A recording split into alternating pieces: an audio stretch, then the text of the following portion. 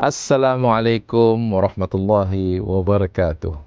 Alhamdulillah, pada bulan Ramadan yang penuh barakah ini, Majlis Iftar Pedalaman telah berjaya dilaksanakan di 19 lokasi pedalaman di seluruh Sabah. Di pelosok daerah yang jauh dan sukar dijangkau. Mereka menanti dengan penuh harapan dan kami hadir membawa sedikit kebahagiaan, memastikan tiada siapa yang terpinggir daripada keberkatan Ramadan. Program ini bukan sekadar memberi peluang kepada komuniti untuk berbuka puasa bersama, tetapi lebih daripada itu, ia menyatukan hati-hati yang penuh dengan semangat kebersamaan, keikhlasan dan kasih sayang. Setiap langkah perjalanan ini penuh dengan cerita. Di setiap lokasi yang dilawati, kami menyaksikan senyuman yang tidak dapat digambarkan dengan kata-kata. Ada yang datang jalan kaki berkilometer jauhnya, semata-mata ingin merasakan kebersamaan dalam majlis iftar ini. Ada yang menggenggam tangan kami erat-erat, mengucapkan terima kasih dengan mata yang berkaca. Terima kasih kerana mengingati kami. Ramadan adalah bulan pengampunan, bulan di mana rahmat Allah SWT melimpah ruah dan dosa-dosa diampunkan bagi mereka yang benar-benar bertaubat.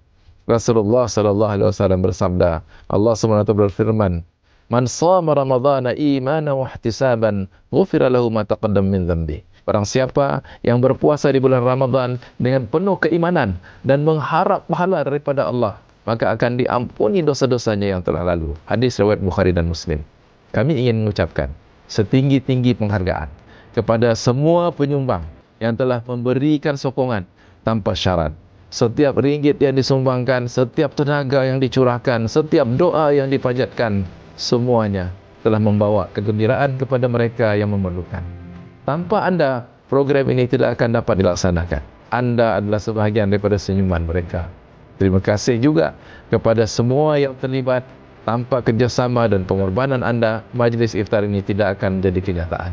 Semoga setiap keringat yang mengalir menjadi saksi di hadapan Allah kelak sebagai bukti kebaikan yang telah kita lakukan bersama.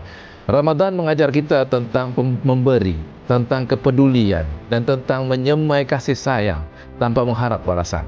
Semoga segala kebaikan ini diterima sebagai amal jariah, dan semoga Allah SWT terus melimpahkan rahmat dan keberkatan kepada kita semua. Tiada siapa yang patut dibiarkan kesorangan dan kelaparan. Semoga Ramadan kali ini menghapuskan dosa kita, menaikkan darjat kita di sisi Allah SWT, insyaAllah. Assalamualaikum warahmatullahi wabarakatuh.